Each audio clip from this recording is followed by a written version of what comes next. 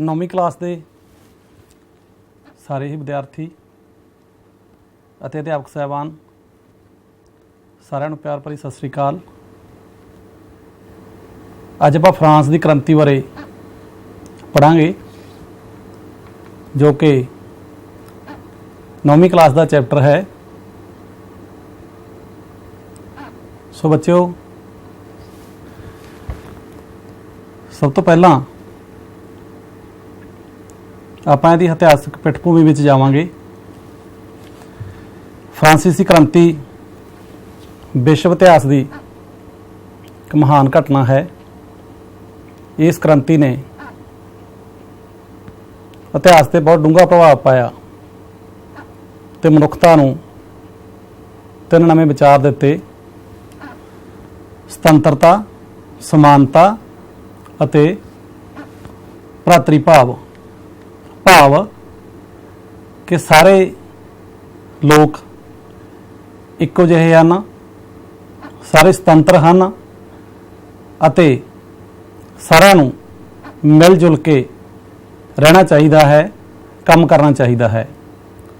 सो प्यारे बच्चों, जिस तरह क्रांति, विद्रोह, उथल पुथल, रेवोल्यूशन ये एक दिन की खेड नहीं होंदी। इस पिछे बहुत सारे कारण, बहुत सारिया धक्केशाहियां ते बहुत सारिया जिहड़ियां उस समय के शासकों वालों अन्याय किया हुंदा है, वो उहदे पिछे दब्बिया पिया हुंदा है। सो बिल्कुल इस तरह फ्रांस की क्रांति विश्व इतिहास की एक वड्डी घटना सी, जिसने केवल फ्रांस के लोगों का जीवन स्तर ही नहीं बदलिया, बल्कि इस क्रांति तो दुनिया ने एक नवी रोशनी लई, नवी प्रेरणा लई ते इस क्रांति तो अजिहे राह निकले कि सारी दुनिया नूं आज़ादी की एक किरण मिली। ਵੱਖ-ਵੱਖ देशों के विच विद्रोह चले मनुखी हकों लई, लुट खसुट के विरुद्ध, ते पूरे संसार नूं अपने कलावे दे विच इसने लै लिया। सो जिवें स्लाइड ते लिखिया है बच्चों कि मनुख जिहड़ा सुतंत्र पैदा होया है ते सारे बिल्कुल समान हुंदे हन अते सारिਆਂ ਨੂੰ आपस ਦੇ ਵਿੱਚ ਭਰਾਤਰੀ ਭਾਵ ਜਿਹੜਾ ਸਾਡਾ ਹੁੰਦਾ ਹੈ। सो ਹੁਣ ਜੇ ਅਸੀਂ ਗੱਲ ਕਰੀਏ उस समय की समाज, उस समय की राजनीतिक व्यवस्था की सी फ्रांस दे विच, तां उत्थे निरंकुश राजतंत्र सी। बच्चों, निरंकुश राजतंत्र तो भाव है कि राजा ते राणी परमानेंट शासक, उन्हां दा जिहड़ा वोटां राहीं, जिवें अज असीं देखदे हां कि लोकतंत्रक राज हन, कल्याणकारी राज हन, पर उस समय जिहड़ा सीगा राजा ते राणी पक्के शासक हुंदे सन। उन्हां दे चले जाण तो बाद उन्हां दे वंश दा राज हुंदा सी। सो निरंकुश जिहड़ा राजतंत्र सी। उस तो अगे राजा अपने आप नूं रब दा प्रतिनिध मनदा सी। राजा ये समझदा सी कि मैनूं धरती ते किसी दैवी ताकत वालों, किसी अलौकिक ताकत वालों भेजा गया है ते मैं उन्हां दा प्रतिनिध हाँ, ते राजा किसी नूं भी किसी समय बंदी बना सकदा सी। बच्चे, जिवें अज असीं देखदे हां कि अज साडे संविधान ने विधान पालिका, कार्यपालिका किसी ते भी कोई कार्रवाई, किसी ते भी कुछ करन तो पहला अनेकां कानूनी प्रक्रियावां जिहड़ियां उन्हां नूं पार करना पैंदा है। पर जो उस समय सी, राजे कोल इन्नियां बेथा ताकतां सन कि वो किसी नूं भी कदों भी बंदी बना सकदा सी। ते मुख तौर ते असीं अगे भी चर्चा करांगे कि उन्हां लोकां नूं ज़्यादा दबाया जाता सी जिहड़े उस समय राजिਆਂ ਦੇ जुल्मां ਜਾਂ जबरां ਦੇ खिलाफ बोलते सन। उस तो अगे जे असीं गल करिए, जिहड़े राजे सी उन्हां दा जीवन बड़ा विलासमई सी, बड़ी ऐशो इशरत वाला जीवन सी। उन्हां दे मन दे विच कल्याणकारी स्टेट, लोकां दी भलाई नहीं सी, बल्कि उन्हां नूं अपनी ही जिहड़ी सुख सहूलतां दे नाल संबंध सी। उस तो बाद बरसल्स के जिहड़े महल सी उन्हां दी देख रेख ते बड़ा बेतहाशा खर्च होया। जिवें पहलां आपां चर्चा कीती है कि उन्हां दा जिहड़ा जीवन सी वो बड़ा विलासमई सी। ते एक बच्चों, फ्रांस दे विच उस समय दी कंटैंपरेरी, उस समय के समकाली समाज विच जिहड़ा युद्ध खाना जंगी चलन करके ਉਹਨਾਂ ਨੂੰ ਜਿਹੜਾ ਸੀਗਾ ਖਜ਼ਾਨਾ ਸੀ ਫਰਾਂਸ ਦਾ ਖਾਲੀ ਸੀ ਤੇ ਫਰਾਂਸ ਬੁਰੀ ਤਰ੍ਹਾਂ ਜਿਹੜਾ ਉਸ ਸਮੇਂ ਤੰਗੀਆਂ ਤੁਰਸ਼ੀਆਂ ਵਿੱਚੋਂ ਦੀ ਲੰਘ ਰਿਹਾ ਸੀ। ਸੋ ਹੁਣ ਅਸੀਂ ਅੱਗੇ ਗੱਲ ਕਰਾਂਗੇ, ਕਿਉਂਕਿ ਜਿਹੜਾ ਸਮਾਜ ਹੁੰਦਾ ਇਹ ਕਿਸੇ ਵੀ ਰਾਸ਼ਟਰ ਦੀ, ਕਿਸੇ ਵੀ ਖਿੱਤੇ ਦੀ ਇੱਕ ਆਧਾਰਸ਼ਿਲਾ ਹੁੰਦੀ ਹੈ ਕਿ ਉਸ ਸਮੇਂ ਫਰਾਂਸ ਦੇ ਵਿੱਚ ਸਮਾਜ ਦੀ ਜਿਹੜੀ ਵਰਗ ਵੰਡ ਕੀ ਸੀ। ਸੋ ਜਦੋਂ ਅਸੀਂ ਇਹਦੀ ਗੱਲ ਕਰਦੇ ਹਾਂ ਤਾਂ ਪਹਿਲਾ ਵਰਗ ਬੱਚੇ ਪਾਦਰੀ ਵਰਗ, ਜਿਹਨੂੰ ਅਸੀਂ ਰਿਲੀਜੀਅਸ ਸੈਕਸ਼ਨ ਵੀ ਕਹਿ ਸਕਦੇ ਹਾਂ। ਦੂਸਰਾ ਵਰਗ ਕੁਲੀਨ ਵਰਗ ਤੇ ਤੀਜਾ ਵਰਗ ਜਿਹੜਾ ਸੀਗਾ ਉਹ ਆਮ ਲੋਕਾਂ ਦਾ ਵਰਗ ਸੀ। ਹੁਣ ਆਪਾਂ ਬੱਚੇ ਤੇ ਥੋੜਾ ਅੱਗੇ ਚਰਚਾ ਕਰ ਲੈਂਦੇ ਹਾਂ ਕਿ ਪਾਦਰੀ ਵਰਗ, ਕੁਲੀਨ ਵਰਗ ਤੇ ਤੀਜਾ ਵਰਗ ਦੇ ਵਿੱਚ ਕਿਹੜੇ-ਕਿਹੜੇ ਸਮਾਜ ਦੇ ਜਿਹੜੇ ਲੋਕ ਸੀ ਉਹ ਸ਼ਾਮਲ ਸਨ। ਤਾਂ ਤੁਸੀਂ ਬੜੀ ਤਸਵੀਰ ਦੇਖ ਰਹੇ ਹੋ, ਪਾਦਰੀ ਵਰਗ ਦੀ ਠਾਠ-ਬਾਠ, ਇਹਨਾਂ ਦੀ ਡਰੈਸ ਸੈਂਸ ਜਾਂ ਇਹਨਾਂ ਦੀ ਐਸ਼ੋ ਇਸ਼ਰਤ, ਤਾਂ ਇਹ ਬੜਾ ਉਸ ਸਮੇਂ ਸ਼ਕਤੀਸ਼ਾਲੀ ਤੇ ਸਾਧਨਾ ਤੇ ਕਾਬਜ ਸੀ ਜਿਹੜਾ ਵਰਗ ਸੀਗਾ। ਤੇ ਉਸ ਤੋਂ ਅੱਗੇ ਗੱਲ ਕਰੀਏ ਤਾਂ ਇਹਨਾਂ ਵਿੱਚ ਵੀ ਅੱਗੇ ਜਿਹੜਾ ਹੈਗਾ ਦੋ ਤਰ੍ਹਾਂ ਦੇ ਪਾਦਰੀ ਸੀਗੇ, ਇੱਕ ਉੱਚ ਪਾਦਰੀ, ਇੱਕ ਸੀਗੇ ਸਧਾਰਨ ਪਾਦਰੀ। ਜਿਹੜੇ ਉੱਚ ਪਾਦਰੀ ਸੀ ਉਹਨਾਂ ਨੂੰ ਪ੍ਰਧਾਨ ਪਾਦਰੀ, ਧਰਮ ਅਧਿਕਸ਼ ਅਤੇ ਮਹੰਤ ਵੀ ਕਿਹਾ ਜਾਂਦਾ ਸੀ। ਇਹ ਲੋਕ ਫਰਾਂਸ ਦੇ ਗਿਰਜਾਘਰ ਦਾ ਪ੍ਰਬੰਧ ਚਲਾਉਂਦੇ ਸੀ ਤੇ ਪ੍ਰਧਾਨ ਪਾਦਰੀ ਕੁੱਲ ਜਨਸੰਖਿਆ ਦਾ ਮਾਤਰ 1% ਹਿੱਸਾ ਸਨ। ਲੋਕਾਂ ਕੋਲੋਂ ਗਿਰਜਾਘਰ ਟੈਕਸ ਟਿੱਥੇ ਇਕੱਠੇ ਕਰਨ ਦਾ ਅਧਿਕਾਰ ਸੀ। ਸੋ ਜਿਹੜਾ ਤੁਹਾਡੇ ਕੋਲ ਟਿੱਥੇ ਵਾਲਾ ਹੈਗਾ, ਇਹ ਤੇ ਬੱਚੋ ਵਿਸ਼ੇਸ਼ ਤੁਹਾਨੂੰ ਧਿਆਨ ਦੇਣ ਦੀ ਲੋੜ ਹੈ ਕਿ ਗਿਰਜਾਘਰਾਂ ਨੂੰ ਟੈਕਸ ਜਿਹੜਾ ਉਹਨੂੰ ਟਰਮੀਨੋਲੋਜੀ ਜਿਹੜਾ ਸੀਗਾ ਟਿੱਥੇ ਟੈਕਸ ਕਿਹਾ ਜਾਂਦਾ ਸੀ। ਉਹ ਜਿਹੜੇ ਪਾਦਰੀ ਸੀ ਉਹੀ ਜਿਹੜਾ ਪੈਸਾ ਧਨ ਸੀਗਾ ਉਹ ਲੋਕਾਂ ਤੋਂ ਇਕੱਠਾ ਕਰਦੇ ਸੀ। ਤੇ ਅੱਗੇ ਜਾ ਕੇ ਆਪਾਂ ਇਸ ਕ੍ਰਾਂਤੀ ਬਾਰੇ ਜਦੋਂ ਪੜਾਂਗੇ, ਟਿੱਥੇ ਤੇ ਟੈਲੇ ਦੋ ਤਰ੍ਹਾਂ ਦੇ ਕਰ ਸੀ ਜਿਹੜੇ ਉਹ ਲੋਕਾਂ ਦੇ ਵਿਦਰੋਹ ਦੇ, ਲੋਕਾਂ ਦੀ ਜਿਹੜਾ ਸੀਗਾ ਜਵਾਰ ਭਾਟੇ ਦੀਆਂ ਭਾਵਨਾਵਾਂ ਦੇ ਕਾਰਨ ਬਣੇ। ਜਿਹੜੇ ਬੱਚੇ ਪ੍ਰਧਾਨ ਪਾਦਰੀ ਸੀ, ਜਿਹੜੇ ਆਪਾਂ ਕਹਿ ਲਈਏ ਉੱਚ ਪਾਦਰੀ ਵਰਗ ਸੀ, ਉਹ ਆਮ ਤੌਰ ਤੇ ਜਿਹੜੇ ਸਧਾਰਨ ਪਾਦਰੀ ਸੀ ਉਹਨਾਂ ਦਾ ਅਪਮਾਨ ਕਰਦੇ ਸੀ। ਉਹਨਾਂ ਪ੍ਰਤੀ ਉਹਨਾਂ ਦੀ ਬੋਲਬਾਣੀ, ਉਹਨਾਂ ਦਾ ਰਵੱਈਆ ਕੋਈ ਬਹੁਤਾ ਇੱਜ਼ਤ ਮਾਣ ਵਾਲਾ ਨਹੀਂ ਸੀ ਤੇ ਉਹ ਵੀ ਐਸ਼ੋ ਆਰਾਮ ਵਾਲਾ ਜੀਵਨ ਸੀ ਜਿਹੜਾ ਉਹ ਬਤੀਤ ਕਰਦੇ ਸੀ। ਸਧਾਰਨ ਪਾਦਰੀ ਅਸਾਈ ਮੱਠਾਂ ਵਿੱਚ ਰਹਿੰਦੇ ਸਨ। ਸਧਾਰਨ ਪਾਦਰੀਆਂ ਦਾ ਜੀਵਨ ਸੀ ਜਿਹੜਾ ਉਹ ਬੜਾ ਮੁਸ਼ਕਲ ਭਰਿਆ ਸੀ। ਭਾਵ ਕਿ ਉਹਨਾਂ ਨੂੰ ਕੁੱਲੀ ਗੁੱਲੀ ਜੁੱਲੀ, ਆਪਾਂ ਸਮਾਜਿਕ ਸਿੱਖਿਆ ਦੇ ਵਿੱਚ ਪੜ੍ਹਦੇ ਹਾਂ, ਜੀਵਨ ਦੀਆਂ ਮੁੱਢਲੀਆਂ ਲੋੜਾਂ ਨੇ, ਘਰ, ਰੋਟੀ, ਕੱਪੜਾ, ਮਕਾਨ, ਉਹਦੇ ਲਈ ਵੀ ਕਾਫੀ ਜਿਹੜਾ ਸੀਗਾ ਸੰਘਰਸ਼ ਕਰਨਾ ਪੈਂਦਾ ਸੀ। ਸੋ ਇਹ ਸਧਾਰਨ ਪਾਦਰੀਆਂ ਦੀ ਦਸ਼ਾ ਸੀ ਤੇ ਕਿਤੇ ਨਾ ਕਿਤੇ ਜਿਹੜੇ ਸਧਾਰਨ ਪਾਦਰੀ ਸੀ ਉਹ ਵੀ ਵਿਦਰੋਹ ਦੇ ਵਿੱਚ ਸ਼ਾਮਲ ਹੋਏ, ਕਿਉਂਕਿ ਉਹਨਾਂ ਨੂੰ ਵੀ ਦਬਾਇਆ ਗਿਆ ਸੀ ਪਾਦਰੀਆਂ ਦੇ ਇੱਕ ਥੋੜੇ ਜਿਹੇ ਵਰਗ ਵੱਲੋਂ। ਉਹਨਾਂ ਦੇ ਨਾਲ ਬੁਰਾ ਸਲੂਕ ਕੀਤਾ ਜਾਂਦਾ ਸੀ ਤੇ ਉਹਨਾਂ ਦੇ ਰੁਤਬੇ ਨੂੰ ਜਿਹੜਾ ਸੀਗਾ ਉਹਨਾਂ ਵੱਲੋਂ ਘਟਾ ਕੇ ਦੇਖਿਆ ਜਾਂਦਾ ਸੀ, ਉਹਨਾਂ ਦੀ ਇੱਜ਼ਤ ਮਾਣ ਨਹੀਂ ਕੀਤੀ ਜਾਂਦੀ ਸੀ।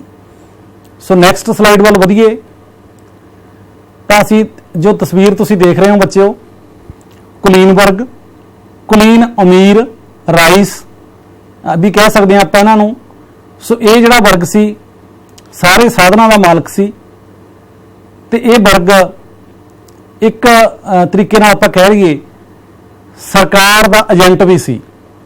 ਸਰਕਾਰ ਨੂੰ ਤੀਜੇ ਵਰਗ ਤੋਂ ਧਨ ਰਾਸ਼ੀ ਕਰਾਂ ਦੇ ਰੂਪ ਵਿੱਚ ਜਾਂ ਉਹਨਾਂ ਦੀ ਰਾਜ ਦੀ ਰਖਵਾਲੀ ਲਈ ਇੱਕ ਧਿਰ ਦਾ ਕੰਮ ਕਰਦਾ ਸੀ। ਆਓ ਆਪਾਂ ਅੱਗੇ ਦੇਖਦੇ ਹਾਂ ਕਿ ਇਹ ਸਰਕਾਰ ਦੀ ਮਦਦ ਕਿਉਂ ਕਰਦੇ ਸਨ, ਇਹਨਾਂ ਨੂੰ ਅਜਿਹੇ ਕਿਹੜੇ ਲਾਲਚ ਉਸ ਸਮੇਂ ਦੀ ਸਰਕਾਰ ਨੇ ਦਿੱਤੇ ਸੀ ਕਿ ਜਿਹਦੇ ਕਰਕੇ ਇਹ ਸਰਕਾਰ ਦੇ ਨਾਲ ਖੜੇ ਸਨ। ਸੋ ਜਿਹੜਾ ਦੂਜਾ ਵਰਗ ਜਾਂ ਕੁਲੀਨ ਵਰਗ ਹੈ, ਇਹਨਾਂ ਨੂੰ ਰਾਈਸ ਲੋਕ, ਕੁਲੀਨ, ਸ਼ਹਿਜ਼ਾਦੇ, ਮਹਿਲਾਂ 'ਚ ਰਹਿਣ ਵਾਲੇ ਵੀ ਆਪਾਂ ਕਹਿ ਸਕਦੇ ਹਾਂ। ਦੇਖੋ ਬੱਚਿਓ, ਇਹਨਾਂ ਨੂੰ ਸਭ ਤੋਂ ਵੱਡੀ ਸਹੂਲਤ ਅੱਜ ਵੀ ਅਸੀਂ ਦੇਖਦੇ ਹਾਂ ਕਿ ਅੱਜ ਭਾਵੇਂ ਕਲਿਆਣਕਾਰੀ ਸਟੇਟਾਂ ਨੇ, ਹਰ 5 ਸਾਲ ਬਾਅਦ ਵੋਟਾਂ ਪੈਂਦੀਆਂ ਨੇ, ਅਸੀਂ ਸਾਡੇ ਦੇਸ਼ ਦੇ ਪ੍ਰਧਾਨ ਮੰਤਰੀ ਚੁਣਦੇ ਹਾਂ, ਸਾਡੇ ਦੇਸ਼ ਦੇ ਮੁੱਖ ਮੰਤਰੀ ਚੁਣਦੇ ਹਾਂ, ਪਰ ਫਿਰ ਵੀ ਅਸੀਂ ਟੈਕਸ ਦਿੰਦੇ ਹਾਂ। ਉਹ ਟੈਕਸ GST ਦੇ ਰੂਪ ਵਿੱਚ ਹੋਵੇ ਜਾਂ ਕਿਸੇ ਤਰ੍ਹਾਂ ਦੇ ਰੂਪ ਵਿੱਚ ਹੋਵੇ, ਉਹ ਅਸੀਂ ਟੈਕਸ ਦਿੰਦੇ ਹਾਂ। ਟੈਕਸ ਦੇ ਨਾਲ ਸਰਕਾਰਾਂ ਚੱਲਦੀਆਂ ਨੇ। ਪਰ ਜਿਹੜਾ ਦੂਜਾ ਵਰਗ ਜਾਂ ਕੁਲੀਨ ਵਰਗ ਸੀ ਉਸ ਸਮੇਂ ਫਰਾਂਸ ਦੇ ਵਿੱਚ, ਉਹਨਾਂ ਨੂੰ ਬਿਲਕੁਲ ਟੈਕਸ ਫ੍ਰੀ ਸੀ। ਕੋਈ ਕਰ ਉਹਨਾਂ ਨੂੰ ਦੇਣ ਦੀ ਜਿਹੜੀ ਸੀਗੀ ਲੋੜ ਨਹੀਂ ਸੀ। ਤੇ ਬੱਚਿਓ, ਉਹ ਜਿਵੇਂ ਪਹਿਲਾਂ ਤੁਹਾਡੇ ਨਾਲ ਮੈਂ ਡਿਸਕਸ ਕਰ ਚੁੱਕਿਆ ਕਿ ਸਰਕਾਰ ਨੂੰ ਪੈਸਾ ਇਕੱਠਾ ਕਰਕੇ ਦੇਣ ਦੇ ਏਜੰਟ ਸਨ। ਉਹ ਭੂਮੀ ਰਾਹੀਂ ਧਨ ਇਕੱਠਾ ਕਰਦੇ ਸਨ ਤੇ ਉਹਦੇ ਵਿੱਚੋਂ ਕੁਛ ਜਿਹੜਾ ਧਨ ਆ ਉਹ ਸਰਕਾਰ ਨੂੰ ਦਿੰਦੇ ਸਨ ਤੇ ਕੁਛ ਉਹ ਆਪਦੇ ਐਸ਼ੋ ਇਸ਼ਰਤ ਲਈ ਵਰਤਦੇ ਸਨ। ਤੇ ਇਹ ਵੀ ਜਿਹੜਾ ਇਹ ਵਰਗ ਆ, ਇਹ ਮਾਤਰ ਮਹਿਜ ਫਰਾਂਸ ਦੀ ਆਬਾਦੀ ਦਾ 2% ਸੀ। ਸੋ ਹੁਣ ਅਸੀਂ ਕਿਹੜੇ ਬੱਚੇ ਸਿੱਟੇ ਤੇ ਪਹੁੰਚੇ ਆ ਕਿ 1% ਅਸੀਂ ਪਹਿਲਾਂ ਚਰਚਾ ਕਰ ਚੁੱਕੇ ਹਾਂ ਕਿ ਜਿਹੜਾ ਸਾਡੇ ਕੋਲੇ ਧਾਰਮਿਕ ਵਰਗ ਸੀ, ਜਿਹੜੇ ਪਾਦਰੀ ਵਰਗ ਸੀ, ਤੇ ਜਿਹੜਾ ਸੀ 2% ਇਹ ਆ ਗਿਆ। ਤੇ ਇਸ ਗੱਲ ਤੋਂ ਕੀ ਸਿੱਧ ਹੁੰਦੀ ਆ ਕਿ ਸਾਡੀ ਜਿਹੜੀ ਪਿੱਛੇ ਜਨਤਾ ਰਹਿ ਗਈ ਉਸ ਸਮੇਂ ਫਰਾਂਸ ਦੇ ਵਿੱਚ, ਫਰਾਂਸ ਦੀ ਆਪਾਂ ਕ੍ਰਾਂਤੀ ਦੀ ਗੱਲ ਕਰ ਰਹੇ ਹਾਂ ਤੁਹਾਡੇ ਨਾਲ, ਤੇ 97% ਲੋਕ ਉਹ ਸੀ ਜਿਹੜੇ ਦੱਬੇ ਕੁਚਲੇ ਸੀ, ਜਿਹਨਾਂ ਸ਼ੋਸ਼ਿਤ ਹੋ ਰਹੇ ਸੀ, ਜਿਨ੍ਹਾਂ ਦਾ ਸ਼ੋਸ਼ਣ ਕੀਤਾ ਜਾ ਰਿਹਾ ਸੀ, ਜਿਨ੍ਹਾਂ ਨੂੰ ਸਹੂਲਤਾਂ ਤੋਂ ਵੰਚਿਤ ਰੱਖਿਆ ਜਾ ਰਿਹਾ ਸੀ। ਸੋ ਕਿਉਂਕਿ ਸਮਾਜਿਕ ਸਿੱਖਿਆ ਬੱਚਿਓ ਇਹੋ ਜਿਹਾ ਵਿਸ਼ਾ, ਇਹਦੇ ਨਾਲ ਜੇ ਆਪਾਂ ਕੜੀ ਨਾਲ ਕੜੀ ਜੋੜ ਕੇ ਯਾਦ ਰੱਖਾਂਗੇ ਚੀਜ਼ਾਂ ਨੂੰ, ਤਾਂ ਸਾਰੀਆਂ ਕਹਾਣੀ ਸਟੋਰੀ ਟੈਲਿੰਗ ਦੇ ਰੂਪ ਦੇ ਵਿੱਚ ਵੀ ਤਾਂ ਉਹ ਯਾਦ ਰਹਿ ਜਾਂਦੀਆਂ ਨੇ। ਅਦਰਵਾਈਜ਼ ਚੀਜ਼ਾਂ ਨੂੰ ਆਪਾਂ ਕਿਤੇ ਨਾ ਕਿਤੇ ਛੁੱਟ ਜਾਂਦੀਆਂ ਨੇ, ਸਾਥੋਂ ਭੁੱਲ ਜਾਂਦੀਆਂ ਨੇ। ਸੋ ਇਹ ਜਿਹੜੀਆਂ ਚੀਜ਼ਾਂ ਆਪਾਂ ਕਰ ਰਹੇ ਹਾਂ ਸਲਾਈਡਾਂ ਦੇ ਰਾਹੀਂ, ਸਕੂਲ ਸਿੱਖਿਆ ਵਿਭਾਗ ਪੰਜਾਬ ਵੱਲੋਂ ਤੁਹਾਨੂੰ ਵਰਕ ਬੁੱਕਸ ਵੀ ਦਿੱਤੀਆਂ ਗਈਆਂ ਨੇ, ਟੈਕਸਟ ਬੁੱਕਸ ਵੀ ਤੁਹਾਨੂੰ ਮੁਹੱਈਆ ਕਰਵਾਈਆਂ ਗਈਆਂ ਨੇ, ਤਾਂ ਉਹਨਾਂ ਦੇ ਵਿੱਚ ਵੀ ਬੜੀਆਂ ਡਿਟੇਲ ਦੇ ਨਾਲ ਜਿਹੜੀਆਂ ਗੱਲਾਂ ਹੈਗੀਆਂ ਨੇ, ਬੜੀਆਂ ਜਾਣਕਾਰੀਆਂ ਨਾਲ ਆਪ ਨਾਲ ਸਾਂਝੀਆਂ ਕੀਤੀਆਂ ਨੇ। ਸੋ ਅੱਗੇ ਆਪਾਂ ਬੱਚਿਓ ਗੱਲ ਕਰੀਏ ਤਾਂ ਦੇਸ਼ ਦੀ ਇਹਨਾਂ ਦੀ ਭੂਮੀ ਸੀ ਜਿਹੜੀ, ਉਹ 30% ਭੂਮੀ ਦੇ ਮਾਲਕ ਸਨ। ਸੋ ਇੱਕ ਜਿਹੜਾ ਵਿਸ਼ਲੇਸ਼ਣ ਆ ਭੂਮੀ ਦਾ ਐਨਾਲਿਸਿਸ ਆ, ਜਾਂ ਅਸੀਂ ਗੱਲ ਕਰਦੇ ਹਾਂ ਸਾਧਨਾਂ ਦੀ ਵੰਡ ਦੀ ਗੱਲ ਕਰਦੇ ਹਾਂ ਸਮਾਜਿਕ ਸਿੱਖਿਆ ਦੇ ਵਿੱਚ, ਰਿਸੋਰਸਿਸ ਦੀ ਗੱਲ ਕਰਦੇ ਹਾਂ, ਮੈਂ ਥੋੜਾ ਜਿਹਾ ਕੋਰਿਲੇਟ ਕਰ ਲਾਂ ਆਪਦੇ ਚੈਪਟਰ ਨੂੰ ਤੁਹਾਡੇ ਉਸ ਚੀਜ਼ ਨਾਲ ਕਿ ਇਹ ਜਿਹੜੇ ਲੋਕ ਸੀਗੇ ਇਹ ਤਾਂ ਸੀਗੇ 2% ਸਾਰੇ, ਪਰ ਇਹਨਾਂ ਕੋਲੇ 1/3 ਹੀ ਕਹਿ ਲਓ, 33.33 ਆਪਾਂ ਕਹਿ ਸਕਦੇ ਹਾਂ 1/3, ਪਰ ਬਹੁਤ ਵੈਰੀ ਕਲੋਜ਼ ਟੂ 30% ਜਿਹੜੀ ਭੂਮੀ ਸੀਗੀ ਇਹਨਾਂ ਕੋਲੇ ਸੀਗੀ। ਤਾਂ ਇਸ ਕਰਕੇ ਇਹ ਸਾਧਨਾਂ ਦੇ ਜਿਹੜੇ ਸੀਗੇ ਜ਼ਿਆਦਾ ਮਾਲਕ ਸੀਗੇ ਲੋਕ। ਪਿਆਰੇ ਬੱਚਿਓ, ਪਿਛਲੇ ਸਮੇਂ ਦੇ ਵਿੱਚ ਸਕੂਲ ਸਿੱਖਿਆ ਵਿਭਾਗ ਪੰਜਾਬ ਵੱਲੋਂ ਆਪ ਜੀ ਨੂੰ, ਟੀਚਰ ਸਾਹਿਬਾਨ ਨੂੰ ਵੀ ਬੜੀ ਸਪੋਰਟ ਕੀਤੀ ਗਈ ਹੈ ਮਟੀਰੀਅਲ ਰਾਹੀਂ, ਐਨੀਮੇਸ਼ਨ ਦੇ ਰਾਹੀਂ, ਈ ਕੰਟੈਂਟ ਦੇ ਰਾਹੀਂ, ਤੇ ਬਹੁਤ ਸਾਰੀਆਂ ਚੀਜ਼ਾਂ ਖਾਸ ਤੌਰ ਤੇ ਅਸੀਂ ਕਰੋਨਾ ਕਾਲ ਦੇ ਵਿੱਚ ਦੇਖੀਆਂ ਕਿ ਪੜ੍ਹਾਈ ਕੇਵਲ ਟੈਕਸਟ ਦੇ ਨਾਲ ਜਾਂ ਲੰਬੀਆਂ ਜਿਹੜੀਆਂ ਇਬਾਰਤਾਂ ਪੜ੍ਹਨ ਨਾਲ ਨਹੀਂ, ਕੁਝ ਤਸਵੀਰਾਂ, ਕੁਝ ਐਨੀਮੇਸ਼ਨਸ ਆਪਣੇ ਆਪ ਦੇ ਵਿੱਚ ਬੜੀਆਂ ਕਮਾਲ ਦੀਆਂ ਹੁੰਦੀਆਂ ਨੇ। ਤਾਂ ਆਹ ਜਿਹੜੀ ਤਸਵੀਰ ਤੁਸੀਂ ਦੇਖ ਰਹੇ ਹੋ, ਇਹ ਤੀਜੇ ਵਰਗ ਨੂੰ ਬੜਾ ਬਿਊਟੀਫੁਲੀ ਜਿਹੜੇ ਹੈਗੀ ਹੈ ਐਕਸਪਲੇਨ ਕਰ ਰਹੀ ਹੈ ਆਪਣੇ ਆਪ ਦੇ ਵਿੱਚ। ਤਾਂ ਤੁਸੀਂ ਦੇਖੋ, ਪਹਿਲੀ ਤਸਵੀਰ ਦੇ ਵਿੱਚ ਦੇਖੀਏ ਆਪਾਂ ਕਿ ਜਿਹੜਾ ਤੀਸਰਾ ਵਰਗ ਆ ਉਹਦੀ ਸਵਾਰੀ ਕਰ ਰਿਹਾ, ਪਹਿਲਾ ਵਰਗ ਤੇ ਦੂਜਾ ਵਰਗ ਤੇ ਤੀਸਰਾ ਵਰਗ ਦੱਬਿਆ ਹੋਇਆ, ਤੇ ਥੱਲੇ ਇਹਨਾਂ ਕੋਲੇ ਜਿਹੜੇ ਔਜ਼ਾਰ ਚੱਕੇ ਹੋਏ ਨੇ ਜਾਂ ਇਹਨਾਂ ਕੋਲੇ ਕੰਮਕਾਰ ਦੇ ਸਾਧਨ ਨੇ, ਇਹ ਆਪਦੀ ਕਿਰਤ ਆ ਜਿਹੜੀ ਉਹਦੀ ਸਵਾਰੀ ਕਰ ਰਿਹਾ। ਦੂਸਰੀ ਦੇ ਵਿੱਚ ਆਪਾਂ ਦੇਖ ਰਹੇ ਹਾਂ ਫੋਟੋ ਦੇ ਵਿੱਚ, ਜਿਹਦੇ ਬੱਚਿਓ ਟੈਕਸ 'ਚ ਲਿਖਿਆ ਉੱਪਰ, ਉਹਦੇ ਉੱਪਰ ਸਾਰਾ ਟੈਕਸਾਂ ਦਾ ਲੋਡ ਆ ਜਿਹੜਾ ਉਹ ਤੀਜੇ ਵਰਗ ਨੇ ਚੱਕਿਆ ਹੋਇਆ। ਸੋ ਤੀਜਾ ਵਰਗ ਜਿਹੜਾ ਹੈਗਾ, ਇੱਥੋਂ ਆਪਾਂ ਨੂੰ ਇਹ ਤਸਵੀਰ ਕਾਫੀ ਬਿਆਨ ਕਰਦੀ ਆ ਕਿ ਤੀਜੇ ਵਰਗ ਨੂੰ ਕਾਫੀ ਮੁਸ਼ਕਲਾਂ ਦਾ ਸਾਹਮਣਾ ਕਰਨਾ ਪਿਆ। ਤੇ ਆਪਾਂ ਨਾਲ ਇਹ ਵੀ ਕਰ ਲਈਏ ਕਿ ਇਹ ਵਰਗ ਕ੍ਰਾਂਤੀ ਦਾ ਸੂਤਰਧਾਰ ਬਣਿਆ, ਇਸੇ ਵਰਗ ਦੇ ਉਥਾਨ ਨਾਲ, ਇਸੇ ਵਰਗ ਦੇ ਉਭਾਰ ਨਾਲ, ਇਸੇ ਵਰਗ ਦੀ ਜਿਹੜੀ ਸੀਗੀ ਰੋਹ ਨਾਲ, ਆਗੋਸ਼ ਨਾਲ, ਵਿਦਰੋਹ ਨਾਲ ਫਰਾਂਸ ਦੀ ਕ੍ਰਾਂਤੀ ਜਿਹੜੀ ਹੋਂਦ ਵਿੱਚ ਆਈ ਉਹ ਜੋ ਫਟੀ। ਅਗਲੀ ਤਸਵੀਰ ਫਿਰ ਬੜੀ ਵਧੀਆ ਤਸਵੀਰ ਆ, ਪਹਿਲਾ ਵਰਗ ਤੇ ਦੂਜਾ ਵਰਗ ਉੱਪਰ ਖੜਾ ਤੇ ਤੀਸਰਾ ਵਰਗ ਥੱਲੇ ਬਿਲਕੁਲ ਲਤਾੜਿਆ ਜਾ ਰਿਹਾ ਹੈ। ਸੋ ਉਹਨਾਂ ਦੀ ਇਹ ਵੀ ਜਿਹੜਾ ਹੈਗਾ ਇਸ ਚੈਪਟਰ ਦਾ, ਇਸ ਪਾਠ ਨੂੰ ਬੜੀ ਇਹਦੀ ਜਿਸਟ ਆ ਜਿਹੜੀ ਪਾਠ ਦੀ ਬੜੀ ਖੂਬਸੂਰਤ ਤਰੀਕੇ ਨਾਲ ਬਿਆਨ ਕਰਦਾ। ਤੇ ਬੱਚੇ ਤੁਸੀਂ ਸਾਰੇ ਇਸ ਗੱਲ ਨੂੰ ਚੰਗੀ ਤਰ੍ਹਾਂ ਸਮਝ ਰਹੇ ਹੋਵੋਗੇ। ਹੁਣ ਅੱਗੇ ਗੱਲ ਕਰੀਏ ਤੀਜੇ ਵਰਗ ਦੀ, ਜਿਹੜਾ ਵਰਗ ਮੇਨ ਸੀ, ਜਿਹੜਾ ਵਰਗ ਸੂਤਰਧਾਰ ਸੀ, ਜਿਹੜੇ ਵਰਗ ਕਰਕੇ ਇਹ ਫਰਾਂਸ ਦੀ ਕ੍ਰਾਂਤੀ ਹੋਈ। ਕੁੱਲ ਜਨਸੰਖਿਆ ਦਾ 97%, 97% ਪਹਿਲਾਂ ਵੀ ਆਲਰੇਡੀ ਡਿਸਕਸ ਕਰ ਚੁੱਕੇ ਹਾਂ ਆਪਾਂ ਕਿ 1% ਸਾਡੇ ਪਾਦਰੀ ਵਰਗ ਸੀ। ਇਹਦਾ ਤੁਹਾਨੂੰ ਛੋਟਾ ਪ੍ਰਸ਼ਨ ਵੀ ਆ ਸਕਦਾ, 2% ਸਾਡੇ ਜਿਹੜੇ ਸੀਗੇ ਜਿਹੜਾ ਕੁਲੀਨ ਵਰਗ ਸੀ, ਤੇ 97% ਇਹਨਾਂ ਲੋਕਾਂ ਦੀ ਸੰਖਿਆ ਸੀ। ਪਰ ਨਾਲ ਸਟਿਲ ਦੇਖੋ, ਇੰਨੀ ਵੱਡੀ ਸੰਖਿਆ ਹੋਣ ਦੇ ਬਾਵਜੂਦ ਵੀ ਇਹਨਾਂ ਨੂੰ ਲਤਾੜਿਆ ਜਾ ਰਿਹਾ ਸੀ, ਇਹਨਾਂ ਨੂੰ ਲੁੱਟਿਆ ਜਾ ਰਿਹਾ ਸੀ। ਅੱਗੇ ਆਪਾਂ ਪਾਠ ਦੇ ਵਿੱਚ ਚਰਚਾ ਕਰਾਂਗੇ ਕਿ ਕਿਸ ਤਰ੍ਹਾਂ ਸੰਗਠਿਤ ਹੋਏ, ਕਿਸ ਤਰ੍ਹਾਂ ਇਹਨਾਂ ਨੇ ਫਰਾਂਸ ਦੀ ਕ੍ਰਾਂਤੀ ਜਿਹੜੀ ਹੈਗੀ ਆ ਉਹ ਲੈ ਕੇ ਆਉਣ ਦੇ ਵਿੱਚ ਆਪਣਾ ਰੋਲ ਅਦਾ ਕੀਤਾ। ਸੋ ਇਹਨਾਂ ਕੋਲੇ ਜਿਹੜੇ ਸੀਗੀ ਆਰਥਿਕ ਸਮਾਜਿਕ ਤੌਰ ਤੇ ਬੱਚਿਓ ਇਹ ਪਛੜਾ ਵਰਗ ਸੀ। So education is the most powerful tool by which we can change the world. So सिक्ख्या तो भी पछड़िया सी, समाजिक साधना तो ये भी पछड़िया होया सी। सो जिहड़े अमीर अदालती कानूनी अधिकारी शाहूकार सी वो भी जिहड़े सीगे इन्हां दी लुट खसुट करन दे विच अगे साधन बनते सी।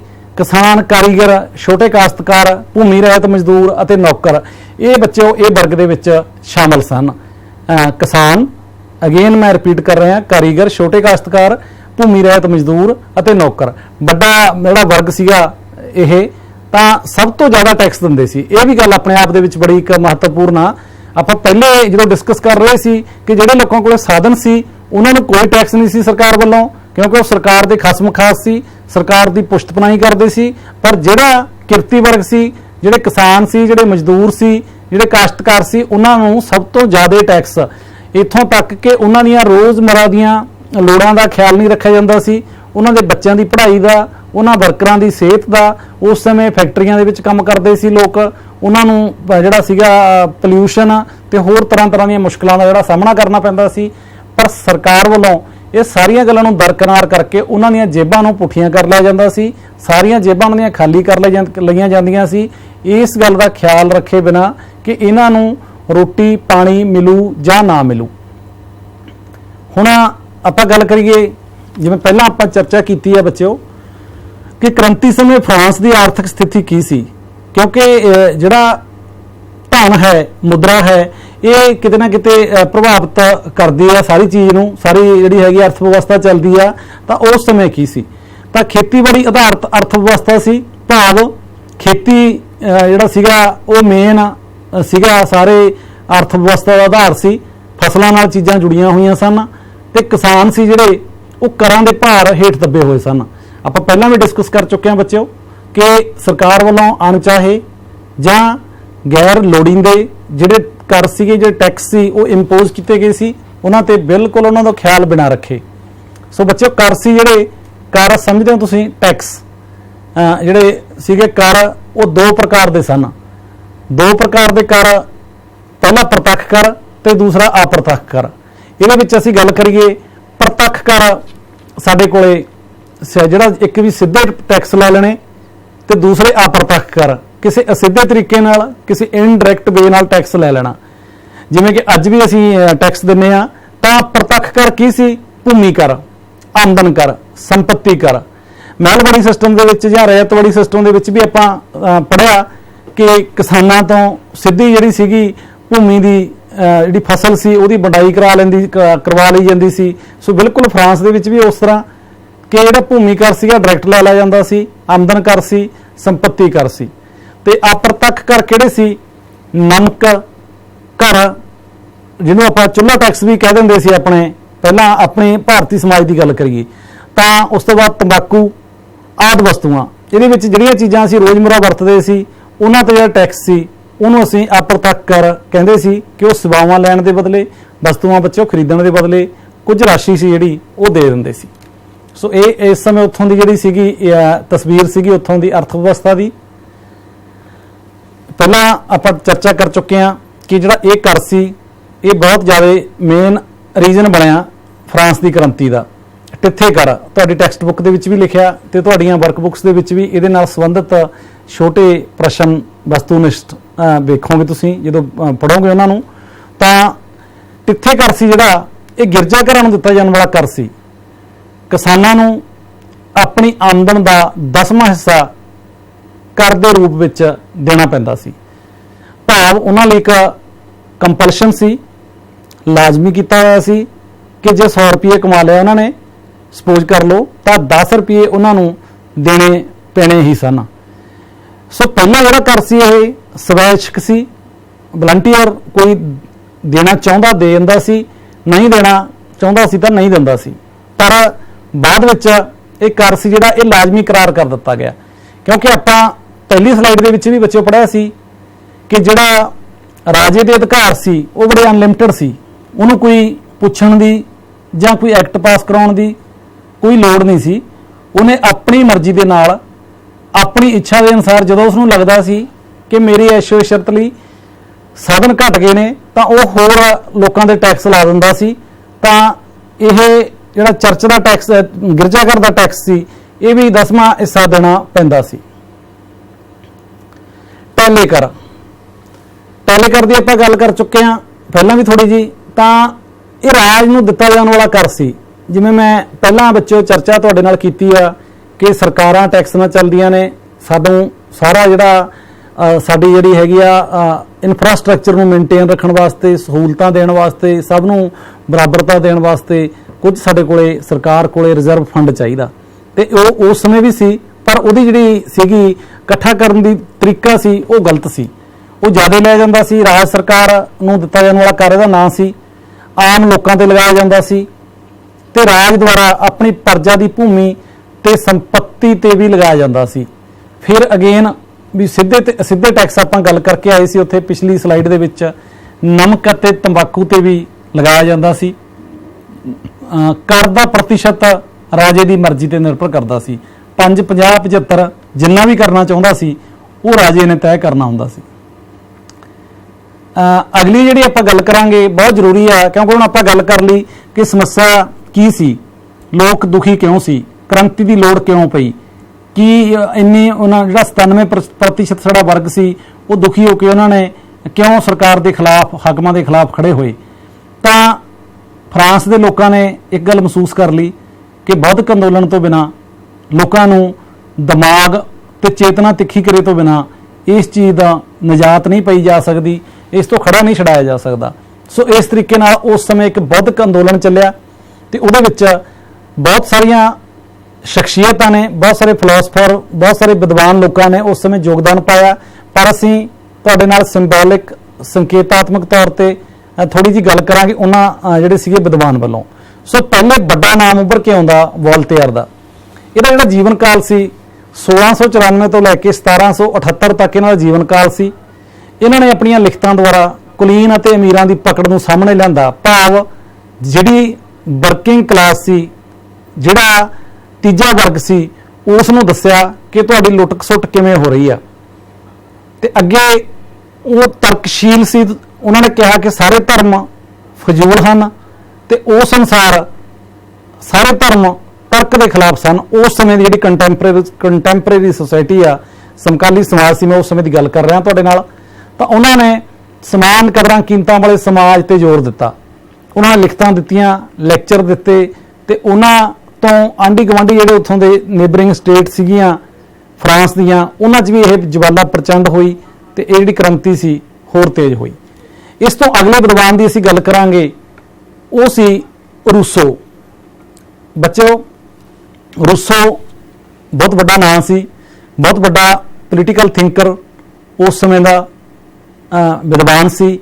1712 ਤੋਂ 1778 ਤੱਕ ਇਹਨਾਂ ਦਾ ਟੈਨਿਓਰ ਸੀ। ਉਹਨਾਂ ਨੇ ਤਾਨਾਸ਼ਾਹੀ ਤੇ ਜ਼ਾਲਮ ਸ਼ਾਸਕਾਂ ਵਿਰੁੱਧ ਆਵਾਜ਼ ਉਠਾਈ ਤੇ ਉਹਨਾਂ ਨੇ ਸਭ ਤੋਂ ਵੱਡੀ, ਤੁਸੀਂ ਅੱਗੇ ਵੀ ਪੜ੍ਹੋਗੇ ਵੱਡੀਆਂ ਕਲਾਸਾਂ 'ਚ, ਉਹਦੀ ਬੜੀ ਜਿਹੜੀ ਸੀਗੀ ਮਸ਼ਹੂਰ ਹੋਈ ਜਿਹੜੀਆਂ ਇਹ ਸੀਗੀ ਵਿਚਾਰ ਕਿ ਜਿਹੜਾ ਮਨੁੱਖ ਆ ਉਹ ਸੁਤੰਤਰ ਪੈਦਾ ਹੋਇਆ ਪਰ ਹਰ ਥਾਂ ਜੰਜੀਰਾਂ ਵਿੱਚ ਜਕੜਿਆ ਹੋਇਆ ਹੈ। ਸੋ ਇਹਦਾ ਜਿਹੜਾ ਸੀਗਾ ਕਿ ਇੰਨਾ ਸਰਕਾਰ ਵੱਲੋਂ ਕੰਟਰੋਲ ਕੀਤਾ ਗਿਆ ਸੀ, ਇੰਨਾ ਉਸ ਸਮੇਂ ਦੇ ਰਾਜਿਆਂ ਵੱਲੋਂ ਨਿਰੰਕੁਸ਼ ਜਿਹੜੇ ਰਾਜਤੰਤਰ ਸੀ ਕਿ ਵਿਅਕਤੀ ਨੂੰ ਸਾਹ ਲੈਣ ਦੀ, ਪਲਾਂਘ ਪੱਟਣ ਦੀ ਵੀ ਆਜ਼ਾਦੀ ਨਹੀਂ ਸੀ।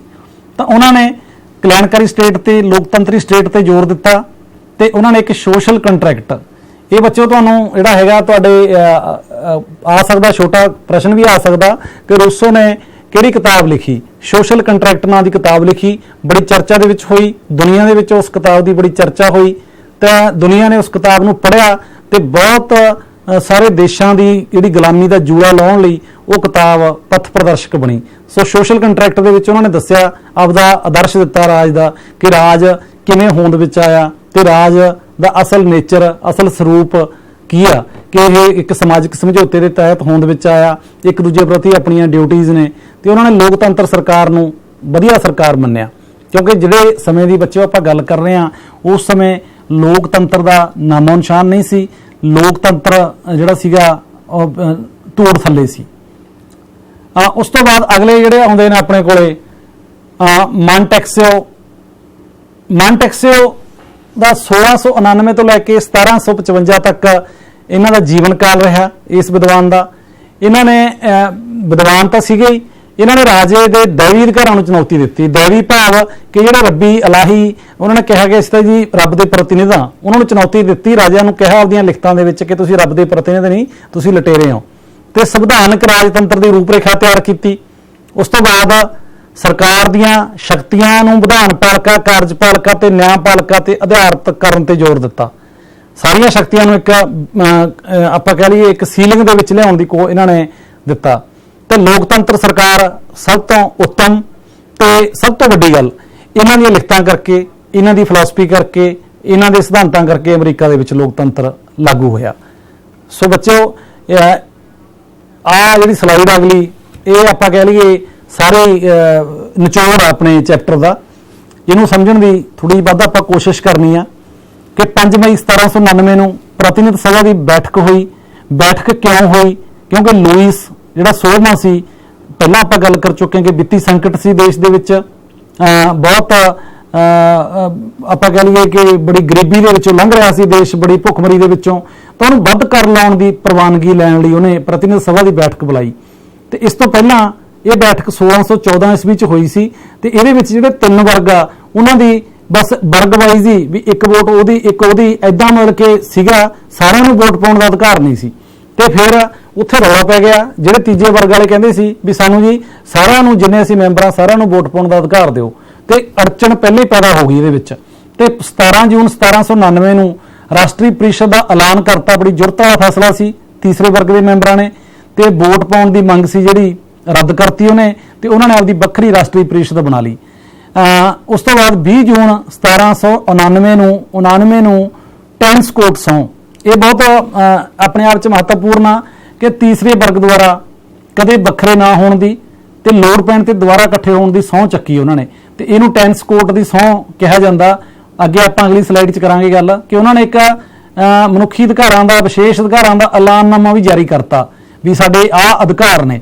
ਸੋ ਇਹਦਾ ਬਹੁਤ ਵੱਡਾ ਫਰਾਂਸ ਦੀ ਕ੍ਰਾਂਤੀ ਦੇ ਵਿੱਚ ਰੋਲ ਰਿਹਾ। ਉਸ ਤੋਂ ਬਾਅਦ 5 ਜੁਲਾਈ 1799 ਨੂੰ ਰਾਸ਼ਟਰੀ ਸੰਵਿਧਾਨ ਸਭਾ, ਇਹ ਵੀ ਬੜਾ ਦਲੇਰਾਨਾ ਫੈਸਲਾ ਸੀ ਤੀਸਰੇ ਵਰਗ ਦਾ।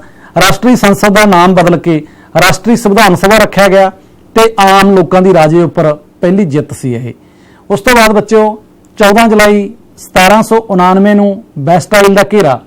ਬੈਸਟਾਈਲ ਬੱਚਿਓ ਇੱਕ ਜੇਲ੍ਹ ਸੀ ਜਿੱਥੇ ਉਹ ਲੂਈਸ 16ਵਾਂ ਜਿਹੜੇ ਉਹਦੇ ਵਿਰੋਧੀ ਸੀ ਉਹਨਾਂ ਨੂੰ ਕੈਦ ਕਰਕੇ ਰੱਖਦਾ ਸੀ। ਤੇ ਉੱਥੇ ਇੱਕ ਅਫਵਾਹ ਫੈਲਾਤੀ ਕਿ ਬਹੁਤ ਸਾਰੇ ਬੰਦੇ ਉਹਨੇ ਦੱਬ ਲਏ ਕਿਉਂਕਿ ਰੁਤਬਾ ਬਹਾਲ ਕਰਨਾ ਚਾਹੁੰਦਾ ਸੀ ਆਪਦਾ। ਜਦੋਂ ਪਹਿਲੀਆਂ ਘਟਨਾਵਾਂ ਜਿਹੜੀਆਂ ਮੈਂ 4 ਘਟਨਾਵਾਂ ਦਾ ਜ਼ਿਕਰ ਕੀਤਾ ਤੁਹਾਡੇ ਨਾਲ, ਤੇ ਉਹਦੇ ਨਾਲ ਲੋਕਾਂ ਨੇ ਇਕੱਠੇ ਹੋ ਕੇ ਬੈਸਟਾਈਲ ਘੇਰੇ ਨੂੰ, ਜਿਹੜਾ ਕਿਲਾ ਸੀ, ਜੇਲ੍ਹ ਸੀ, ਉਹਨੂੰ ਘੇਰਾ ਪਾ ਲਿਆ ਹਥਿਆਰਾਂ ਨਾਲ। ਉਹਨਾਂ ਨੇ ਉਸਨੂੰ ਅੱਗ ਲਾ ਦਿੱਤੀ ਤੇ ਬੰਦੀ ਵੀ ਉੱਥੋਂ ਉਹਨਾਂ ਨੇ ਛਡਵਾ ਲਏ। ਤੇ ਅੱਜ ਵੀ ਫਰਾਂਸ ਦੇ ਵਿੱਚ 14 ਜੁਲਾਈ ਨੂੰ ਇੱਕ ਬੈਸਟਾਈਲ ਡੇ ਦੇ ਤੌਰ ਤੇ, ਇੱਕ ਅਧਿਕਾਰਾਂ ਦੇ ਦਿਨ ਦੇ ਤੌਰ ਤੇ ਮਨਾਇਆ ਜਾਂਦਾ ਹੈ। ਸੋ ਇਹ ਘਟਨਾਵਾਂ ਸੀ। ਆਹ ਤੁਸੀਂ ਤਸਵੀਰ ਦੇਖ ਰਹੇ ਹੋ ਪ੍ਰਤੀਨਿਧ ਸਭਾ ਦੀ, ਜਿੱਥੋਂ ਰੌਲਾ ਪਿਆ ਪਹਿਲਾਂ ਮੀਟਿੰਗ ਹੋ ਰਹੀ ਆ ਤੇ ਲੂਈਸ 16ਵੇਂ ਦੀ ਅਗਵਾਈ ਵਿੱਚ। ਉਸ ਤੋਂ ਬਾਅਦ ਟੈਂਸ ਕੋਟ ਸਹੁੰ ਚੱਕੀ ਲੋਕਾਂ ਨੇ ਇਕੱਠੇ ਹੋ ਕੇ, ਲੋਕ ਆਵਾਮ ਸਾਰਾ ਇਕੱਠਾ ਹੋਇਆ। ਉਹਨਾਂ ਨੇ ਕਿਹਾ ਕਿ ਅਸੀਂ ਇੱਕ ਆ, ਅਸੀਂ ਬਿਲਕੁਲ ਕਿਸੇ ਗੱਲੋਂ ਵੀ ਸਾਡੀ ਜਿਹੜੀ ਹੈਗੀ ਹੈ ਯੂਨਿਟੀ ਦੇ ਵਿੱਚ ਕੋਈ ਤਰੇੜ ਨਹੀਂ ਆਵੇਗੀ। ਤੇ ਉਹਨਾਂ ਨੇ ਆਪਦਾ ਐਲਾਨਨਾਮਾ ਜਾਰੀ ਕੀਤਾ। ਤੇ ਉਸ ਤੋਂ ਉਪਰੰਤ ਟੈਂਸ ਕੋਟ ਸਹੁੰ ਦੀ ਆਪਾਂ ਥੋੜੀ ਜਿਹੀ ਡਿਟੇਲ 'ਚ ਗੱਲ ਕਰ ਲਈਏ ਕਿ ਆਪਣੇ ਆਪ ਨੂੰ ਉਹਨਾਂ ਨੇ, ਤੀਸਰੇ ਵਰਗ ਨੇ, ਜਿਹੜਾ 97% ਵਰਗ ਸੀ, ਰਾਸ਼ਟਰ ਦੀ ਜਨਤਾ ਦੇ ਪ੍ਰਤੀਨਿਧ ਹੋਣ ਦਾ ਦਾਅਵਾ ਕਰਦਿਆਂ ਬੱਚਿਓ ਮਨੁੱਖੀ ਅਧਿਕਾਰਾਂ ਦਾ ਘੋਸ਼ਣਾ ਪੱਤਰ ਜਾਰੀ ਕਰ ਦਿੱਤਾ। ਇਹ ਦੇਖ ਰਹੇ ਹੋ ਤੁਸੀਂ ਬੈਸਟਾਈਲ ਦਾ ਕਿਲਾ ਦੇਖ ਰਹੇ ਹੋ। ਬੈਸਟਾਈਲ ਦੇ ਕਿਲੇ ਨੂੰ ਕਿਸ ਤਰ੍ਹਾਂ ਘੇਰ ਕੇ ਲੋਕਾਂ ਵੱਲੋਂ ਬਾਗੀ ਹੋ ਕੇ, ਇੱਕ ਬਹੁਤ ਵੱਡਾ ਫੈਸਲਾ ਸੀ। ਇਹਦੇ ਨਾਲ ਹੌਸਲੇ ਪਸਤ ਹੋ ਗਏ ਹਾਕਮਾਂ ਦੇ। ਫਰਾਂਸੀਸੀ ਔਰਤਾਂ ਦਾ ਹਮੇਸ਼ਾ ਬਹੁਤ ਵੱਡਾ ਰੋਲ ਰਿਹਾ। ਫਰਾਂਸੀਸੀ ਔਰਤਾਂ ਨੂੰ ਜਿਹੜਾ ਉਸ ਸਮੇਂ ਸਰਗਰਮ ਨਾਗਰਿਕ ਨਹੀਂ ਮੰਨਿਆ ਜਾਂਦਾ ਸੀ, ਗੁਜ਼ਾਰੇਬੰਦੀ ਲਈ ਬੜੇ ਉਹ ਫਲ ਫੁੱਲ, ਸਬਜ਼ੀਆਂ, ਕੱਪੜੇ, ਸਿਲਾਈ ਤੇ ਘਰਾਂ ਦਾ ਕੰਮ ਕਰਦੀਆਂ ਸੀ। ਆਪਾਂ ਜਾਣਦੇ ਹਾਂ ਬੱਚਿਓ ਕਿ ਜਿਹੜਾ ਹੈਗਾ ਔਰਤਾਂ ਬਰਾਬਰ ਦਾ ਇੱਕ ਹਿੱਸਾ ਹੈਗਾ ਸਾਡੇ ਸਮਾਜ ਦੇ ਵਿੱਚ, ਪਰ ਉਹਨਾਂ ਨੂੰ ਮਰਦਾਂ ਦੇ ਬਰਾਬਰ, ਬੰਦਿਆਂ ਦੇ ਬਰਾਬਰ ਕੰਮ ਕਰਨ ਦੇ ਬਾਵਜੂਦ ਘੱਟ ਤਨਖਾਹ ਦਿੱਤੀ ਜਾਂਦੀ ਸੀ। ਸਿੱਖਿਆ ਤੇ ਪੇਸ਼ੇ ਦੀ ਸਿਖਲਾਈ ਤੋਂ ਵੰਚਿਤ ਸੀ। ਉਹਨਾਂ ਨੂੰ ਕੋਈ ਸਕਿੱਲ ਨਹੀਂ ਸਿਖਲਾਇਆ ਜਾਂਦਾ ਸੀ। ਜੀਵਨ ਦੀ ਬਿਹਤਰੀ ਲਈ ਲਗਾਤਾਰ ਅੰਦੋਲਨ ਉਹ ਚੱਲਦੇ ਰਹੇ। ਆਹ ਤੁਸੀਂ ਦੇਖੋ ਤਸਵੀਰਾਂ। ਮੈਂ ਪਹਿਲਾਂ ਵੀ ਤੁਹਾਨੂੰ ਕਿਹਾ ਕਿ ਤਸਵੀਰਾਂ ਬਹੁਤ ਕੁਝ ਬਿਆਨ ਕਰਦੀਆਂ ਹੁੰਦੀਆਂ ਨੇ। ਤਸਵੀਰਾਂ ਤੋਂ ਤੁਸੀਂ ਬੜਾ ਕੁਝ ਲਿਖ ਸਕਦੇ ਹੋ। ਆਪਣੇ ਵੀ ਇੰਗਲਿਸ਼ ਦੇ ਵਿੱਚ ਵੀ ਤੁਸੀਂ ਦੇਖਿਆ ਉਹ ਪਿਕਚਰ ਕੰਪਰੀਹੈਂਸ਼ਨ ਆ, ਉਹਦੇ ਵਿੱਚ ਤੁਸੀਂ ਦੇਖ ਕੇ ਲਿਖਦੇ ਹੋ, ਆਨਸਰ ਕਰਦੇ ਹੋ ਉਹਨਾਂ ਚੀਜ਼ਾਂ ਨੂੰ, ਸਾਰੀਆਂ ਨੂੰ। ਨੈਸ ਦੇ ਵਿੱਚ ਵੀ ਆਪਾਂ ਕੀਤੇ ਨੇ। ਤਾਂ ਇਹ ਤਸਵੀਰ ਵੀ ਬੜਾ ਕੁਝ ਬਿਆਨ ਕਰ ਰਹੀ ਆ। ਉਸ ਤੋਂ ਬਾਅਦ ਬੱਚਿਓ ਫਰਾਂਸੀਸੀ ਕ੍ਰਾਂਤੀ ਵਿੱਚ ਔਰਤਾਂ ਦਾ ਯੋਗਦਾਨ कह लो ਜਾਂ ਆਪਾਂ ਨੂੰ ਕਹਿ ਲਈਏ ਕਿ ਉਹਨਾਂ ਦੇ ਕ੍ਰਾਂਤੀ ਕਰਕੇ ਕੀ ਅੱਗੇ ਲੋਕਾਂ ਨੂੰ ਕੀ ਜਿਹੜੀ ਉਸ ਵਰਗ ਨੂੰ ਕੀ ਸਹੂਲਤ ਮਿਲੀ। 1946 ਵਿੱਚ ਫਰਾਂਸੀਸੀ ਔਰਤਾਂ ਨੂੰ ਵੋਟ ਦਾ ਹੱਕ ਮਿਲਿਆ। 150 ਸਾਲ ਬਾਅਦ ਸਿੱਖਿਆ ਲਾਜ਼ਮੀ ਹੋਈ, ਸਕੂਲਾਂ 'ਚ ਪੜ੍ਹਨ ਲਈ ਭੇਜਿਆ ਗਿਆ ਤੇ ਆਪਣੀ ਮਰਜ਼ੀ ਤੋਂ ਬਿਨਾਂ ਵਿਆਹ ਲਈ ਮਜਬੂਰ ਨਹੀਂ ਕੀਤਾ ਜਾ ਸਕਦਾ ਸੀ। ਤਲਾਕ ਦਾ ਅਧਿਕਾਰ ਹੋ ਗਿਆ ਤੇ ਵਿਆਹ ਨੂੰ ਇੱਕ ਕਾਨੂੰਨੀ ਇਕਰਾਰ ਮੰਨਿਆ ਗਿਆ। ਭਾਵ ਕੋਈ ਸੈਪਰੇਸ਼ਨ ਇਹ ਨਹੀਂ ਵਿਆਹ ਕਰਾ ਲਿਆ ਤੋੜਤਾ, ਇਹਨੂੰ ਬਕਾਇਦਾ ਇੱਕ ਵਿਸ਼ਾ ਵਿਧਾਨ 'ਚ ਲਿਆਂਦਾ ਗਿਆ। ਤੇ ਹੁਣ ਆਪਾਂ ਜਿਹੜੀ ਮੇਨ ਨਰਸ਼ਲ ਗੱਲ ਕਰ ਲਈਏ, ਫਰਾਂਸੀਸੀ ਕ੍ਰਾਂਤੀ ਦਾ ਨਤੀਜਾ ਕੀ ਸੀ? ਸੰਸਾਰ ਦੇ ਇਤਿਹਾਸ ਦੀ ਪ੍ਰਮੁੱਖ ਘਟਨਾ ਸੀ। ਮੱਧਕਾਲੀਨ ਰਾਜਿਆਂ ਵੱਲੋਂ ਚਲਾਈ ਜਾ ਰਹੀ ਤਾਨਾਸ਼ਾਹੀ ਦਾ ਅੰਤ ਹੋਇਆ। ਪਾਦਰੀ ਤੇ ਕੁਲੀਨ ਵਰਗ ਦੇ ਵਿਸ਼ੇਸ਼ ਅਧਿਕਾਰਾਂ ਦਾ ਖਾਤਮਾ ਹੋ ਗਿਆ। ਉਦਾਰਵਾਦੀ ਭਾਵ ਇੱਕ ਫਲੈਕਸੀਬਲ ਯੁੱਗ ਦੀ ਸ਼ੁਰੂਆਤ ਹੋਈ। ਮੱਧਕਾਲ ਅਤੇ ਆਧੁਨਿਕ ਕਾਲ ਨੂੰ ਜੋੜਨ ਵਾਲੀ ਅਹਿਮ ਕੜੀ ਦੇ ਤੌਰ ਤੇ ਵੀ ਇਸ ਕ੍ਰਾਂਤੀ ਨੂੰ ਮੰਨਿਆ ਜਾਂਦਾ ਹੈ। ਤੇ ਆਧੁਨਿਕ ਯੁੱਗ ਦੀ ਸਵੇਰ ਸੀ ਜਿਹੜੀ ਪ੍ਰਭਾਤ ਸੀ ਉਹ ਹੋਈ। ਤੇ ਸਭ ਤੋਂ ਵੱਡੀ ਗੱਲ ਲੋਕਤੰਤਰੀ ਸ਼ਾਸਨ ਪ੍ਰਣਾਲੀ ਦਾ, ਵੋਟਾਂ ਰਾਹੀਂ ਸਰਕਾਰ ਦਾ, ਓਪੀਨੀਅਨ ਰਿਸਪੈਕਟ ਆਫ ਓਪੀਨੀਅਨ ਦਾ ਜਿਹੜਾ ਪ੍ਰਥਾ ਉਹਦਾ ਹੋਇਆ। ਤੇ ਕੁਝ ਤਸਵੀਰਾਂ ਮੈਂ ਤੁਹਾਡੇ ਨਾਲ ਉਸ ਜਿਹੜੀ ਕ੍ਰਾਂਤੀ ਸੀ, ਫਰਾਂਸ ਦੀ ਕ੍ਰਾਂਤੀ ਸੀ, ਉਹਨਾਂ ਦੀਆਂ ਸਾਂਝੀਆਂ ਕਰ ਰਹੇ ਹਾਂ। ਮੈਰੀ ਐਂਟੋਨੀਟੀ, ਲੂਈਸ 16 ਤੇ ਉਸ ਤੋਂ ਬਾਅਦ ਇਹ ਤਸਵੀਰ ਆਪਣੇ ਕੋਲ ਆ ਗਈ। ਸੋ ਫਰਾਂਸੀਸੀ ਕ੍ਰਾਂਤੀ ਸੰਸਾਰ ਦੇ ਇਤਿਹਾਸ ਵਿੱਚ ਪ੍ਰਮੁੱਖ ਮੰਨੀ ਜਾਂਦੀ ਹੈ। ਇਸ ਨੇ ਮੱਧਕਾਲ ਵਿੱਚ ਰਾਜਿਆਂ ਦੇ ਤਾਨਾਸ਼ਾਹ ਰਾਜ ਨੂੰ ਖਤਮ ਕਰ ਦਿੱਤਾ। ਪਾਦਰੀ ਅਤੇ ਕੁਲੀਨ ਵਰਗ ਦੇ ਵਿਸ਼ੇਸ਼ ਅਧਿਕਾਰਾਂ ਦਾ ਖਾਤਮਾ ਹੋਇਆ। ਰਾਜਸੀ ਸੱਤਾ ਆਮ ਲੋਕਾਂ ਦੇ ਹੱਥ ਵਿੱਚ ਆਈ। ਇਸ ਕ੍ਰਾਂਤੀ ਨਾਲ ਉਦਾਰਵਾਦੀ ਯੁੱਗ ਦੀ ਸ਼ੁਰੂਆਤ ਹੋਈ, ਜਿਸ ਨਾਲ ਕਿਸਾਨਾਂ, ਮਜ਼ਦੂਰਾਂ ਤੇ ਔਰਤਾਂ ਨੇ ਆਪਣੇ ਆਲੇ ਦੁਆਲੇ ਸਰਗਰਮ ਰੂਪ ਵਿੱਚ ਭਾਗ ਲੈਣਾ ਆਰੰਭ ਕੀਤਾ। ਤੇ last but not the least, ਭਾਵ ਭਾਵੇਂ ਆਪਣੇ ਚੈਪਟਰ ਦੀ ਇਹ ਲਾਸਟ ਹੈਗੀ ਆ ਸਲਾਈਡ, ਪਰ ਇਹ ਕਿਸੇ ਗੱਲੋਂ ਘੱਟ ਨਹੀਂ ਪਹਿਲੀਆਂ ਸਲਾਈਡਾਂ ਨਾਲੋਂ। ਆਪਣੀ ਟੈਸਟਿੰਗ ਆ ਕਿ ਅਸੀਂ ਤੁਹਾਡੀ ਵਰਕਬੁੱਕ ਵੀ ਜ਼ਰੂਰ ਤੁਸੀਂ ਦੇਖਣਾ, ਉਹਦੇ ਵਿੱਚ ਆਪਾਂ ਨੂੰ ਇਹਨਾਂ ਨੂੰ ਮਿਲਾਨ ਕਰਨਾ। ਆਪਾਂ ਟਿੱਥੇ, ਟੈਲੇ, ਬੈਸਟਾਈਲ, ਰੂਸੋ, ਸਿਰ ਕੱਟਣ ਦਾ ਦੰਡ। ਸੋ ਟਿੱਥੇ ਦੀ ਜਦੋਂ ਗੱਲ ਕਰਾਂਗੇ ਆਪਾਂ ਗਿਰਜਾ ਘਰ ਨੂੰ ਦਿੱਤਾ ਜਾਣ ਵਾਲਾ ਕਰ, ਟੈਲੇ ਦੀ ਗੱਲ ਕਰਾਂਗੇ ਆਪਾਂ ਜਦੋਂ ਰਾਜ ਨੂੰ ਦਿੱਤਾ ਜਾਂਦਾ ਕਰ, ਤੇ ਬੈਸਟਾਈਲ ਦੀ ਗੱਲ ਕਰਾਂਗੇ ਆਪਾਂ ਜਦੋਂ ਉਹ ਆਪਣੇ ਕੋਲੇ ਹੈਗਾ ਪੈਰਿਸ ਦਾ ਇੱਕ ਪੁਰਾਤਨ ਕਿਲਾ। ਰੂਸੋ ਦੀ ਗੱਲ ਕਰਾਂਗੇ ਤਾਂ ਸੋਸ਼ਲ ਕੰਟਰੈਕਟ ਉਹਦੇ ਨਾਲ ਜੁੜਦਾ। ਤੇ ਸਿਰ ਕੱਟਣ ਦੀ ਜਦੋਂ ਗੱਲ ਕਰਾਂਗੇ ਉਹਦੇ ਵਿੱਚ ਸਿਰ ਕੱਟਣ ਦਾ ਦੰਡ ਸੀ ਜਿਹੜਾ, ਇਹਨੂੰ ਗੁਲੋਟੀਨ ਵੀ ਲਿਖਿਆ ਤੇ ਗੁਲੋਟਾਈਨ, ਭਾਵ ਇੱਕ ਦੋ ਲੱਕੜਾਂ ਦੇ ਵਿੱਚ ਆਰੇ ਦੇ ਨਾਲ ਜਿਹੜਾ ਸੀਗਾ ਬਹੁਤ ਲੋਕਾਂ ਦਾ ਉੱਥੇ ਕਤਲੇਆਮ ਕੀਤਾ। ਇਹਨੂੰ ਵੀ ਆਪਾਂ ਫਰਾਂਸੀਸੀ ਕ੍ਰਾਂਤੀ ਦੇ ਵਿੱਚ ਉਹ ਕਰਾਂਗੇ ਅੱਗੇ। ਸੋ ਮੇਰੀ ਇਹ ਸਲਾਈਡ ਸੀ। ਮੈਂ ਉਮੀਦ ਕਰਦਾ ਕਿ ਮੇਰੀਆਂ ਜਿਹੜੀ ਅੱਜ ਦੀ ਪੇਸ਼ਕਾਰੀ ਆ ਇਹਦੇ ਨਾਲ ਤੁਹਾਨੂੰ ਫਰਾਂਸੀਸੀ ਕ੍ਰਾਂਤੀ ਨੂੰ ਸਮਝਣ ਵਿੱਚ, ਇਹਦੇ ਪਾਠ ਨਾਲ ਸੰਬੰਧਿਤ ਪ੍ਰਸ਼ਨਾਂ ਦੇ ਉੱਤਰ ਕਰਨ ਵਿੱਚ ਬੜੀ ਮਦਦਗਾਰ ਹੋਵੇਗੀ, ਸਹਾਈ ਸਿੱਧ ਹੋਵੇਗੀ। ਤੇ ਤੁਸੀਂ ਇਸ ਨੂੰ ਬੜੀ ਸਹਿਜ ਤੇ ਬੜੇ ਸੌਖੇ ਤਰੀਕੇ ਨਾਲ ਤੁਹਾਡੇ ਪੇਪਰਾਂ ਦੇ ਵਿੱਚ, ਤੁਹਾਡੇ ਫਾਈਨਲ ਐਗਜ਼ਾਮ ਦੇ ਵਿੱਚ ਇਹਦੇ ਉੱਤਰ ਦੇ ਸਕੋਗੇ। ਸਾਰੇ ਬੱਚਿਆਂ ਦਾ, ਸਾਰੇ ਟੀਚਰ ਸਾਹਿਬਾਨ ਦਾ ਬਹੁਤ ਧੰਨਵਾਦ। ਜੈ ਹਿੰਦ ਜੀ।